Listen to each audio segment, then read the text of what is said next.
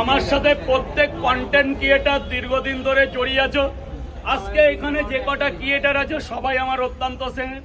এই কজনকে নিয়ে আমি আমার কুমার মাঠে ঘুমাতে আমার বাড়ির পার্শ্ববর্তী অঞ্চলে আমি একটা পিকনিকের আয়োজন করব, যেটা যত সম্ভব এটা ডিসেম্বরের লাস্ট থেকে জানুয়ারির 15 তারিখের মধ্যে।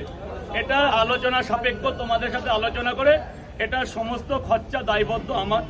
এবার কেউ যদি কিছু হেল্প করতে হবে সবাই মিলেই করব। এবার এটা করতে চলেছি, যাদের যাদের সম্বন্ধ আছো সবাই একটা আলোচনায় বসি। এটা কিন্তু আমি করবই, কারণ দীর্ঘদিন ধরে আমার সাথে তোমরা জড়িয়ে আছো, আমার ভালো মন্দর সাথে তোমাদের কোনোদিন একটু মিষ্টি মুখও করাতে পারিনি।